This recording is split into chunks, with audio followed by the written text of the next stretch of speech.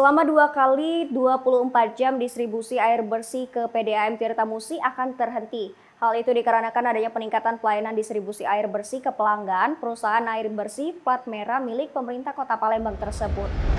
Direktur Operasional PDAM Tirtamusi, Haji Cimit menyampaikan ada 3 pipa koneksi yang akan dilakukan peningkatan. Koneksi pipa diameter 600 kali 600 mm yakni pipa dari balancing chamber existing ke reservoir baru. Pekerjaan koneksi pipa diameter 700 kali 700 yakni pipa distribusi existing dengan pipa out, rumah pompa distribusi baru. Pekerjaan koneksi pipa diameter 900 kali 1000 mm yaitu pipa header suction pompa distribusi existing dengan pipa header suction pompa distribusi baru. Selama pengerjaan itu tentunya kata Cimit akan berdampak pada distribusi air bersih kepada pelanggan. Adapun gangguan itu akan berdampak pada unit pelayanan Karanganyar yang berimbas stopnya sementara air bersih ke pelanggan. Berikut daftar gangguan PDAM hari Kamis 18 November 2021 dari pukul 10 pagi hingga 3 sore. Jalan Pangeran Sidoing Kenayan, Jalan PDAM Mandi Api, Lorong Hiba, Panglima Kumbang, Lebak Keranji, 3 Putri.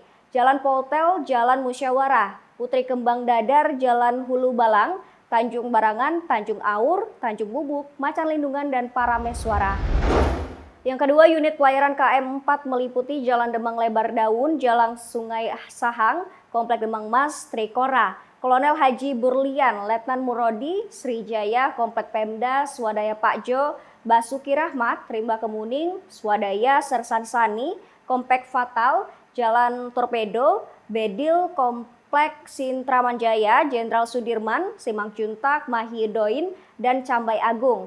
Dan yang ketiga, unit pelayaran alang-alang lebar booster AAL yakni Jalan SMB, Komplek Awir, Talang Betutu, Tanjung Api-Api, Talang Jambi, TAA Kiri sampai Perum PDK, Kebun Bunga Booster Punti Kayu, Jalan Naskah, HM Soleh Sukakarya, dan Perindustrian.